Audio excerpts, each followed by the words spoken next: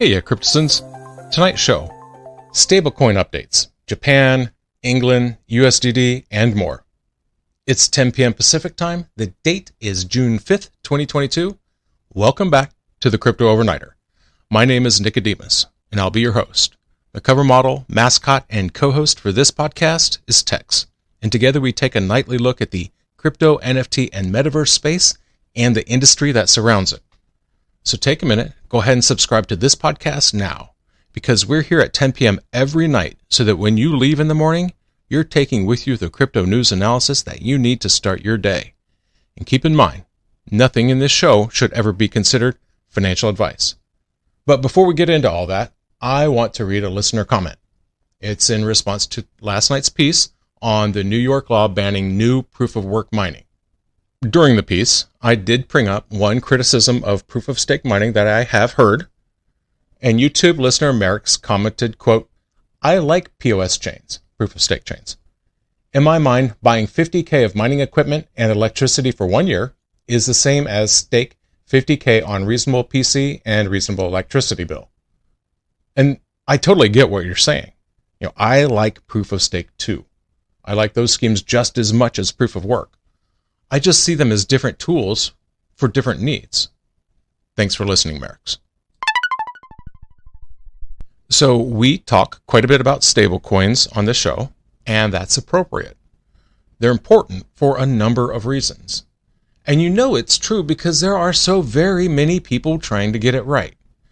And they want to get it right because there is a lot on the line if they get it wrong.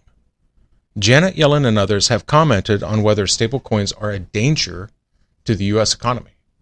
And you might ask, well, crypto is such a relatively small segment of the entire U.S. economy. What's the problem? Where's the risk? Well, some of that risk is very specifically segregated into crypto. It has real-world ripples, but a lot of money lost in crypto kind of stays in crypto. What they're worried about is bigger than that. So we have two basic types of stablecoins, asset-backed and algorithmic. And we know from the famous death of Terra USD that algorithmic stablecoins have their risks. And we're going to talk about them in a bit. But in the meantime, we also have asset-backed stablecoins, and they represent their own kind of risk. Now, in my opinion, the best stablecoin would be an asset-backed stablecoin. And the best would be one that is backed one-to-one stablecoin to dollar. Ultimately, there would be zero risk there. Sure, demand could suck all of the value out of the stablecoin. It could just disappear as everybody cashes out, but there's no greater threat to the greater economy beyond that. Now, some of these other stablecoins, though, they're not just backed with a dollar somewhere. And this is what it is about the growth of stablecoins that has regulators so worried. They're worried, in large part, because of the stablecoins that are backed by traditional assets, short-dated treasury notes, short-term IOUs from companies, things other than a dollar. So if there's a run, if people panic and sell, as they do, if they sell off their stablecoins in bulk, well, what does that do when the stablecoin then has to sell their traditional assets to come up with enough fiat currency to give their clients their money back? That's how you get a fire sale. Now you take the two largest coins, USDC and USDT, managed by Circle and Tether. Neither of them are one-to-one backed by a dollar. Two largest stablecoins. USDC claims that they're backed by short-dated treasuries and some good old cash. Tether's claim is that they're backed by a mix of cash, treasury, and commercial paper, the short-term IOUs. And we covered it here. Tether has been working their way, buying their way out of the commercial paper. So there's the kind of risk they're talking about, right? Because other cryptocurrencies, you don't have that kind of effect. While there are certainly some differences, in a very real sense, a crypto going to zero is like a stock going to zero. Yeah, certainly, you get a ripple effect. But it doesn't have the likelihood to endanger the greater system because it's not linked to it. Not directly. Not the way stablecoins are. Let's take a look at the markets. At the time of writing, the global crypto market cap is $1.24 trillion. It's up slightly, 0.26% on the day. The top 5 cryptos by market cap are Bitcoin up 0.25%, Ethereum up 0.12%, Tether, USDC, and Binance Coin down 0.36%. England and Japan are both setting out their plan for dealing with stablecoins. Andrew Hauser is the executive director for markets at the Bank of England, and he delivered a speech at the Federal Reserve Bank of New York on Wednesday. Now, he was talking about a combination of both central bank digital currencies, CBDCs, a combination of those with stablecoins, and that is going to change how central banks work. So not only will they change how central banks manage and enact monetary policy, it will also change what their assets and liabilities look like. Now, during his speech, he said the size of the effects will, quote, depend heavily on the eventual design of any systemic digital currencies. Now, according to Hauser, digital currencies don't represent any huge existential risks for the central bank's balance sheets. And that's borne out by our own Janet Yellen. She said that stablecoins, frankly, were not big enough to present a systemic risk to the U.S. economy. Not yet, anyway. That said, Hauser suggested the central bankers of the world, they had better start preparing themselves for both types of digital currencies, both CBDCs and stablecoins. He mentioned, quote, important implications that they could have for central bank balance sheets. He said that the bankers better get their responses set up now, because right now, banks manage monetary policy through 3 tools: controlling interest rates, regulating commercial banks, and acting as a lender of last resort. They count money as a balance sheet liability that can be bought or sold as needed, back and forth between the central bank and the commercial banks. Crypto upends all of that. CBDC is not as much, but certainly stablecoins. They threaten the relationship between the central banks and the commercial banks. They could increase the competition for credit. They could reduce the amount of deposits sitting in commercial banks. Now, that would affect the reserve rates, and that makes bankers nervous. And they threaten the central banker's role as a lender of last resort. So the Bank of England's plan is to force issuers of stablecoins to meet the same standards for a commercial bank. This means supervision, a claims process, asset transparency, everything. Effectively, it would become a private-public partnership. The stablecoin is forced to fit in the system controlled by the banks. Japan is taking a stab at the problem too. Their upper house of parliament passed a law defining the legal status of stablecoins. Spoiler alert, they're digital money, according to Japanese law. It codifies into law that holders can redeem them at face value for fiat currency. Further, and similar to England, they're putting in restrictions as far as who can be a stablecoin issuer. According to the bill, only licensed banks, registered money transfer agents, and trust companies. So it's similar in concept, I guess. Now, this only covers new stablecoins, not already existing stablecoins like Tether. Prior to the law's passage, one bank, Mitsubishi Trust and Banking Corp, they already had plans to release their own stablecoin.